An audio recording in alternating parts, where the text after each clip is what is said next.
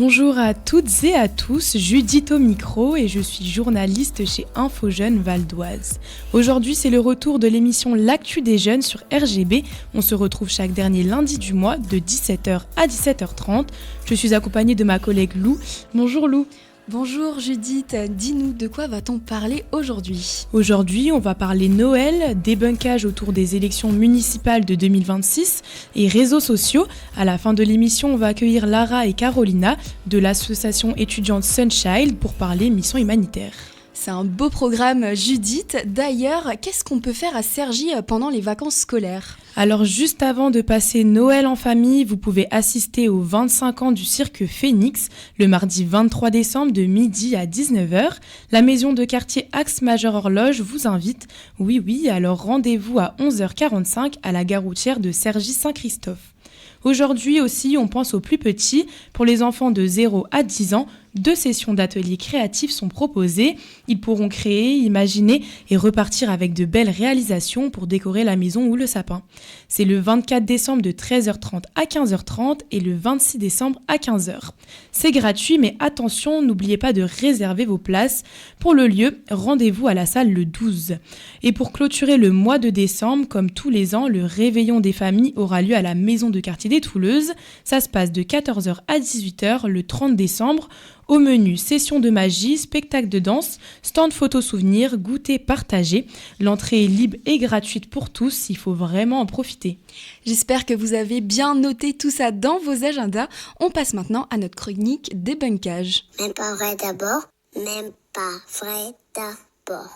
Qu'est-ce que tu vas nous faire découvrir aujourd'hui, Judith ? Aujourd'hui, on va parler d'un phénomène qui prend une ampleur spectaculaire à l'approche des municipales françaises, une campagne massive de désinformation qui cible l'Internet francophone. Un rapport publié par Reporters sans frontières donne l'alerte. Tout part d'un travail mené initialement par l'entreprise américaine de cybersécurité Recorded Future. En septembre 2025, cette société avait déjà mis au jour une véritable galaxie de faux sites d'information, 141 plateformes liées au réseau d'influence russe appelé Copycop. RSF a repris ces données et a passé au crible les sites encore actifs. Et le bilan est frappant, 85 faux sites francophones toujours en activité, près de 14 000 articles fabriqués depuis février 2025, dont plus de 5 000 publiés rien que ces 4 dernières semaines. Effectivement, à l'approche des élections locales, c'est assez délicat, mais comment fonctionnent ces sites ? En gros, ils imitent la presse locale française, les logos, les rubriques, les couleurs, parfois même le style rédactionnel de journaux comme La Dépêche, Sud-Ouest, Le Progrès ou Ouest France. Ils se font appeler Sud-Ouest Direct, Actu Direct, Lyon Mag Info, bref, que des noms qui nous inspirent confiance. Et pour brouiller encore plus les pistes, ils partent souvent d'un fait divers réel, repéré dans la presse locale. Après ça, ils réécrivent l'article à l'aide de l'intelligence artificielle, en exagérant certains éléments ou en les déformant. Et ce qui induit encore plus en erreur les lecteurs, c'est que ces sites ajoutent une photo hors contexte, récupérée ailleurs. Le contenu semble crédible, mais manipule la réalité. Effectivement, ici, c'est une autre question qu'on pourrait se poser. Pourquoi s'attaquer à la presse locale ? Alors, elle a un niveau de confiance très élevé. Environ 67% des Français disent croire davantage les médias de proximité que la presse nationale. C'est donc un vecteur idéal pour faire passer des récits trompeurs, surtout auprès des internautes qui ne vérifient pas tout le temps les sources. Selon RSF, si ces faux contenus parviennent à remonter dans les résultats des moteurs de recherche, sur les réseaux sociaux ou même dans certains chatbots, ils risquent d'embrouiller le débat public, mais aussi de manipuler des électeurs à quelques mois d'un scrutin local important. Mais oui Judith, et c'est pourquoi les grandes plateformes comme Google, Meta ou encore OpenAI sont appelées à intégrer la norme Journalism Trust Initiative. C'est une norme qui permet d'identifier les sources journalistiques fiables et de les mettre en avant. En résumé, on assiste à des faux sites crédibles en apparence, une production massive d'articles trafiqués, une stratégie d'influence claire et un pic d'activité parfaitement calé sur le calendrier électoral français. Une situation que Reporters sans frontières qualifie de risque majeur pour l'accès des citoyens à une information fiable et donc pour la santé démocratique du pays. On reste donc vigilants, chers auditeurs, à l'approche des élections municipales de mars 2026. Merci Judith pour cette chronique anti-fake news et on fait une courte pause musicale avec Snowman de Sia.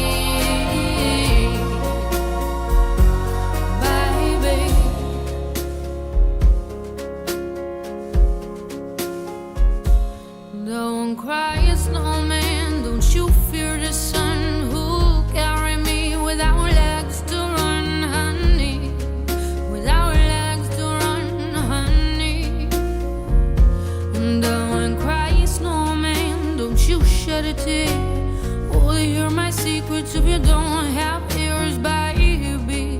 If you don't have ears, baby. I want you to know that I'm never leaving, 'cause I miss the snow till death will be freezing. Yeah, you are my home for all seasons. So come on, let's go. Let's go below zero and hide from the sun. I love you forever, we'll have some fun. Yes, let's hit the North Pole and live happily. Please don't cry no tears now, it's Christmas, baby. My snowman and me. Hey. My snowman and me, baby.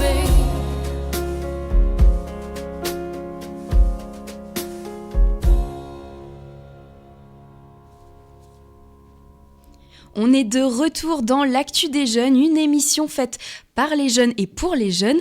Judith, quel est le chiffre du jour ? Alors Lou, le chiffre du jour aujourd'hui, c'est 1,5. Ces dernières années, un nouveau réflexe s'est imposé chez beaucoup de jeunes, le speedwatching ou speed listening. Regarder des séries, des vidéos ou des podcasts en accéléré, en x1,5 voire x2.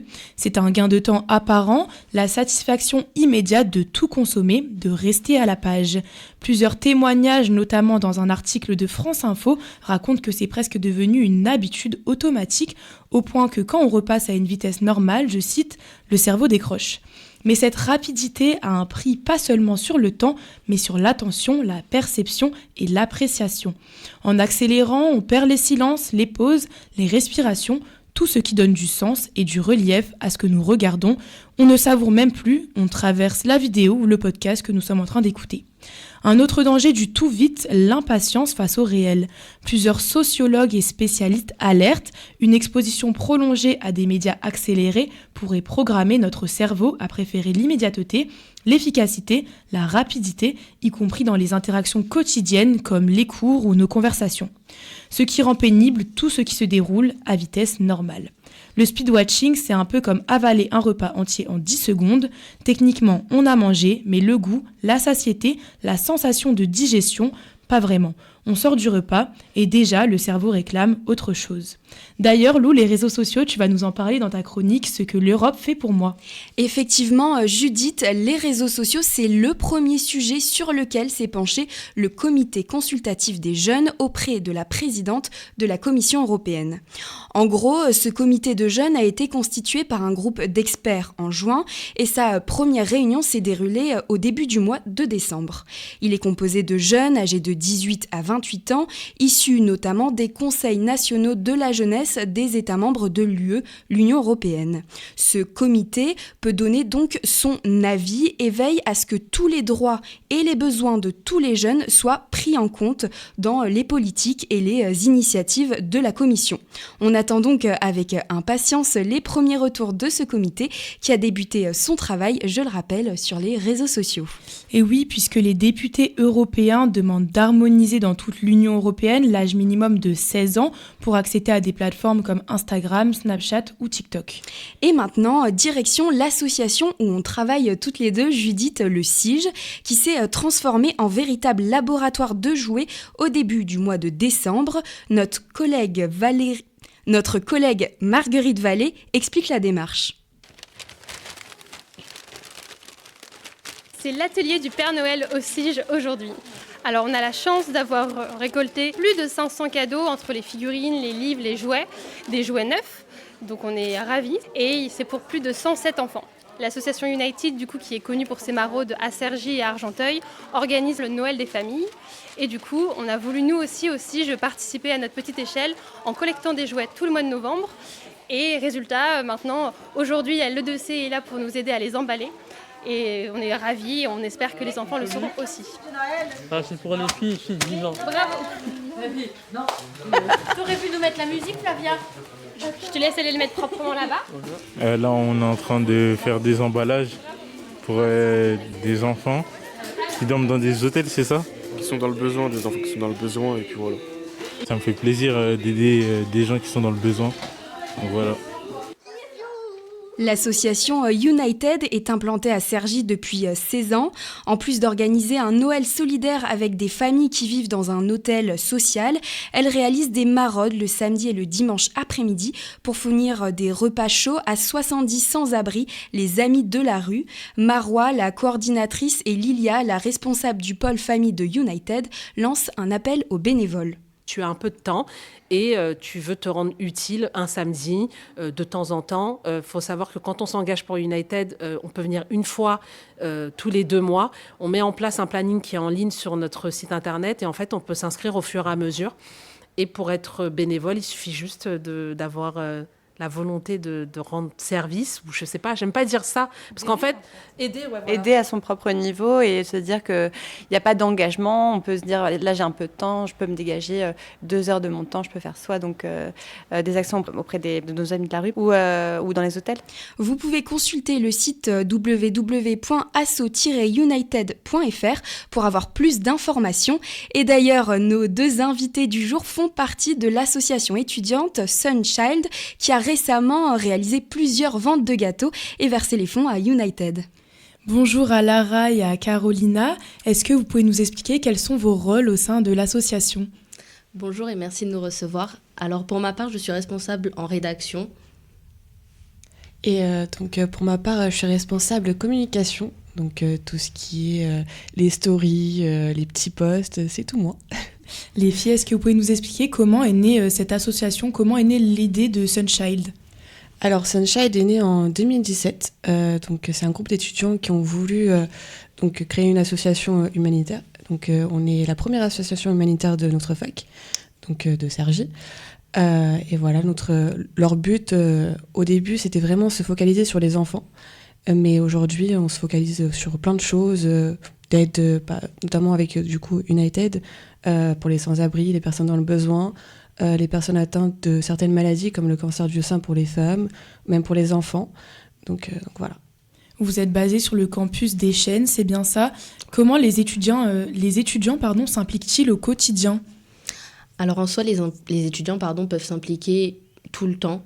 C'est-à-dire que lorsque, par exemple, nous faisons une vente de gâteaux, tel a été le cas lorsque nous avons eu Octobre Rose avec Rose Up, ou encore notre dernière vente ayant permis à des fonds pour United, ça nous a permis, grâce à leurs fonds, d'en reverser tout ou une partie à nos collaborateurs afin qu'ils puissent aider les personnes qui sont dans le besoin, les personnes qui ont des besoins plus nécessaires, principalement comme des vêtements, des jouets, des repas, afin de leur apporter le maximum possible.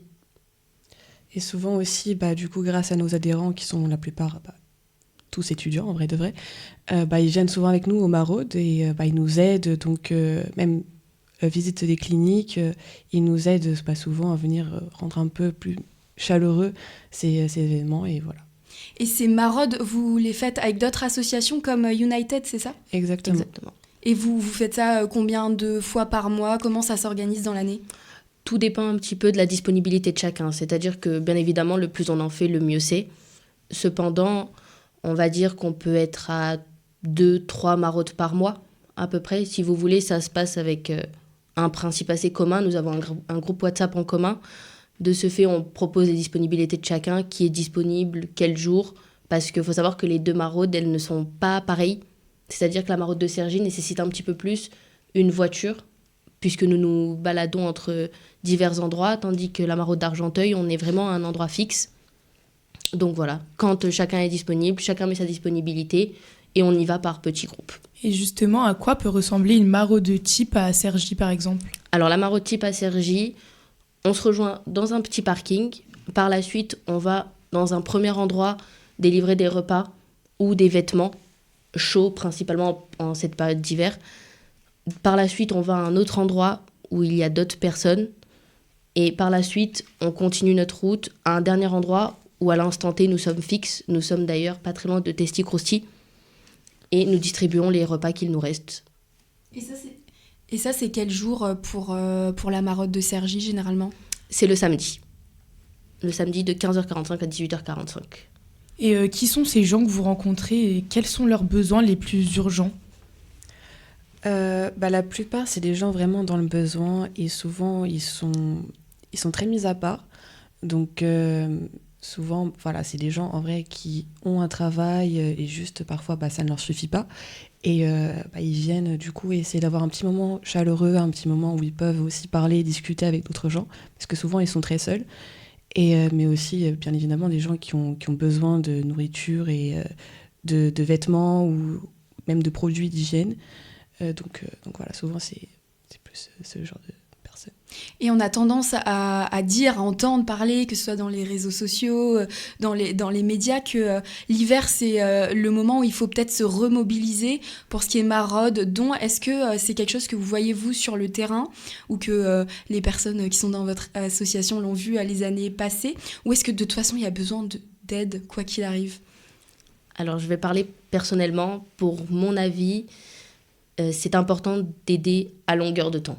Mais par ailleurs, c'est vrai qu'en cette période hivernale, il y a vraiment un manque de besoins, de nourriture surtout, mais surtout de vêtements. C'est très important parce que les gens n'ont pas vraiment de quoi chauffer. C'est très compliqué. Mais pour ma part, je dirais que c'est important d'aider à longueur de temps et pas seulement à une période. Mais c'est vrai qu'en hiver, bien évidemment, comme il fait froid, les gens cherchent à plus se réchauffer. Donc souvent, pendant les maraudes, il y a une grosse demande de vêtements chauds et plus aussi de boissons chaudes, notamment du café et du lait chaud. Donc c'est vrai qu'en hiver, on ressent plus ce besoin de vraiment venir pour rechercher plus d'aide que pendant les autres périodes de l'année. Et notamment, United, du coup, ils font des parrainages en ce moment même, je pense, pour avoir un kit de survie en hiver. Donc, ils cherchent tout ce qui est vêtements chauds, vraiment pour distribuer à ces personnes dans le besoin. Et du coup, est-ce que les étudiants, ils ont déjà mis en place, par exemple, une collecte de vêtements pour pouvoir les apporter à ces gens dans le besoin? En quoi ils apportent une valeur sur le terrain, quoi, sur ces missions-là? Alors, je sais personnellement que beaucoup d'étudiants aident, principalement aussi avec de la nourriture. Mais disons que chacun apporte à sa capacité, parce que je sais que de nos jours, être étudiant, c'est aussi très compliqué malheureusement.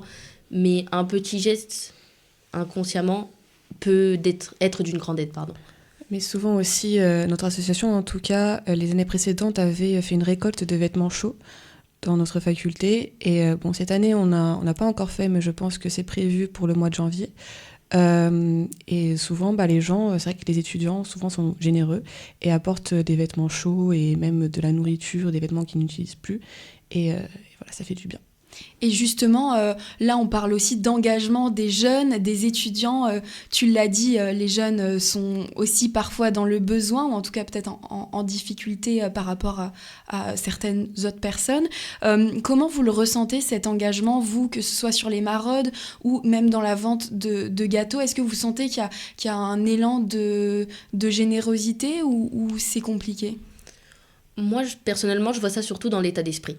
C'est-à-dire que parfois, juste le fait de parler avec une personne peut potentiellement en aider une autre. C'est forcément inconscient, mais une petite aide apporte une grande aide à l'autre. Mais c'est vrai que les étudiants, en général, ils achètent toujours, dès qu'ils peuvent, une petite crêpe, un petit gâteau, quelque chose, afin de parvenir à nous aider. Parce que bien évidemment, nous, on leur explique que nos financements ne sont pas que personnels et vont aussi, tout au parti, à d'autres associations. Oui, ça fonctionne bien, en tout cas, les ventes que vous faites sur le campus. Oui. Franchement, oui, les étudiants jouent le jeu, pour le coup, et ils sont d'autant plus touchés quand on leur dit que nos fonds seront reversés à d'autres associations pour les aider. Et franchement, ils sont plutôt là. Ils répondent présents, en tout cas. Et vous, personnellement, qu'est-ce qui vous a donné envie de vous engager dans une association? Personnellement, c'est l'entraide, apprendre réellement ce que c'était, parce que je suis pas du Nord, je suis pas du tout de Cergy, et on n'a pas du tout la même vision dans certaines petites villes. Je viens vraiment d'une toute petite ville, donc j'ai pas du tout cette vision-là, et je trouvais que c'était très important de s'engager et d'appréhender d'autres univers et vraiment de fonder un socle solide afin que je puisse découvrir de nombreux univers et discuter, m'ouvrir l'esprit, surtout, je trouve que c'est très important. Moi, pour le coup, pour ma part, j'ai toujours voulu m'engager donc, dans une association. Et comme Sunshine répondait à mes critères, je voulais vraiment aider et pouvoir faire quelque chose. Et j'ai trouvé que c'était une super association, très humanitaire. Et pour moi, ça correspondait totalement à ce que je voulais faire. Donc je me suis lancée et me voilà. Et justement, vous parliez d'engagement. Est-ce que pour 2026, vous aimeriez mobiliser plus d'étudiants au campus de CY? Vous avez des objectifs? Alors oui, pour 2026, donc, on organise notamment une course solitaire au mois d'avril. Donc effectivement, là en ce moment, on travaille beaucoup là-dessus pour sensibiliser le maximum de personnes. Donc on recherche vraiment à en faire parler aux étudiants donc, qui remarquent notre association et qui participent à cette course. Donc on espère au moins 300 à 500 participants. Donc ce sera au mois d'avril, si je ne me trompe pas, normalement le 12 avril. Et elle va consister en quoi cette course? C'est quoi le principe? C'est une course, tous les fonds du coup seront reversés à une association qui s'appelle Élise. C'est une petite fille qui est malheureusement décédée d'un cancer. Et donc cette association, elle sensibilise notamment les gens au cancer des enfants. Ils aussi financent les recherches en oncologie pédiatrique. Et donc cette course bénéficiera à cette association du coup. Et les dossards seront payants et où il y aura des ventes sur la course? Comment ça va se passer? Effectivement, on aura un petit village avec plein d'associations de notre faculté. Notre université aussi, pas que celle de Cergy, de Chênes, je veux dire. Oui, on aura un petit village, donc ce sera payant. L'entrée, ce sera à 7 € normalement, si je ne me trompe pas. Et donc oui, il y aura plein de petits stands où les étudiants pourront manger des petits gâteaux. Il y aura d'autres associations qui pourront vendre ce qu'ils souhaitent. Ce sera assez libre et on aura des petites activités également pour les étudiants. Donc ce sera assez sympa. Je vous invite à venir. Et vous avez un autre projet peut-être pour 2026 ou là vous vous concentrez déjà sur cette course? Alors là, on se concentre majoritairement sur cette course, mais on prévoit pas mal de choses aussi pour février, notamment avec la Saint-Valentin, que toutes les années, notre association vend des roses à la Saint-Valentin, et qui bénéficie aussi à Rose Up, du coup. Et on organise aussi, du coup, une soirée de la Saint-Valentin, après la petite vente de roses, qui, bien évidemment, aussi bénéficiera sûrement une autre association, parce qu'on fonctionne toujours comme ça. Lorsqu'on crée des événements, les fonds seront reversés à d'autres associations. Et donc, voilà, on planifie ça. Et après, je pense qu'on est en train de planifier aussi pas mal de petites soirées aussi caritatives. Donc voilà, les événements vont arriver vite. Et comment vous faites pour choisir notamment les associations que vous allez aider? En général, on prend principalement les associations qui sont dans notre université. En général, on leur demande s'ils veulent nous aider. Approximativement, c'est vrai que tout ce qui est caritatif les invite réellement, donc ils participent avec nous. Et pour les associations pour lesquelles vous récoltez des fonds, c'est pas forcément des associations de Cergy? Non.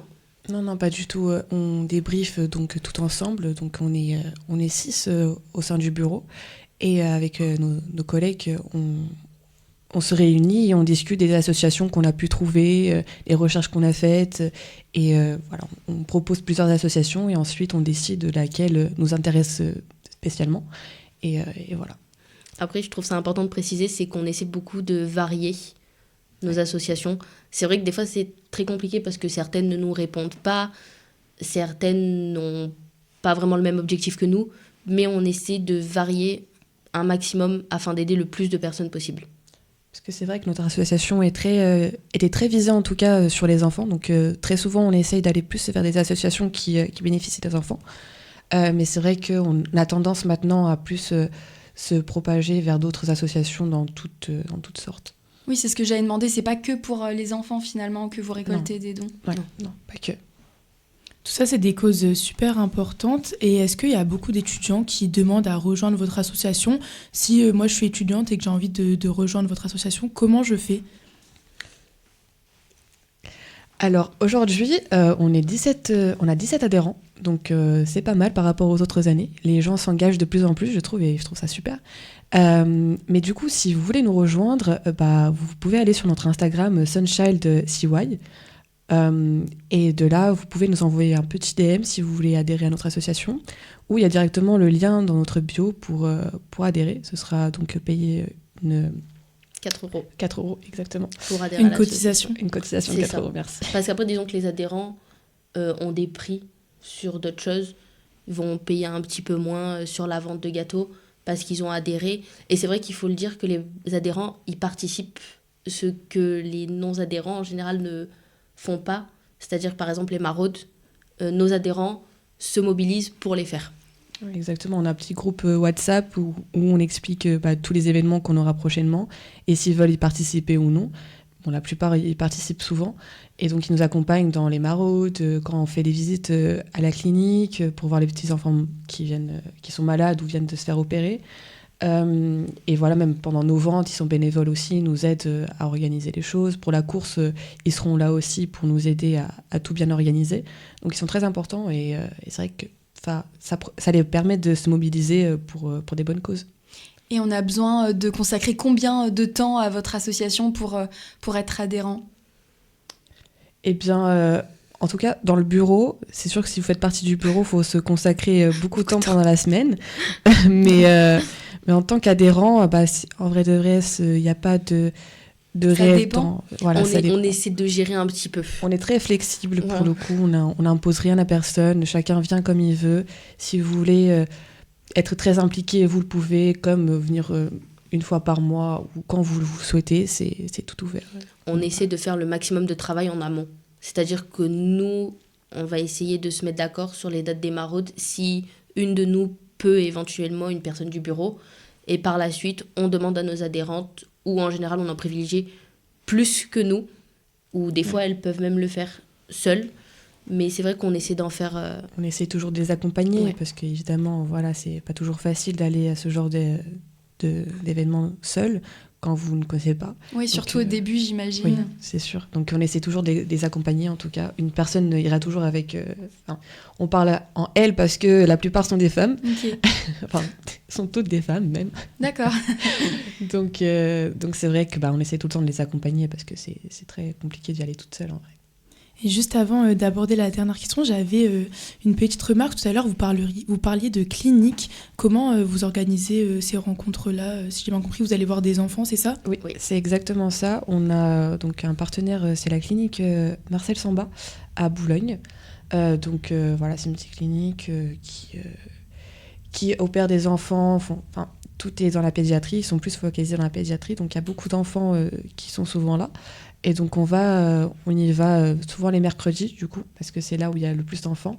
On y va souvent les mercredis pour venir jouer avec eux, passer un bon moment, les distraire un peu de ce qui se passe tout autour.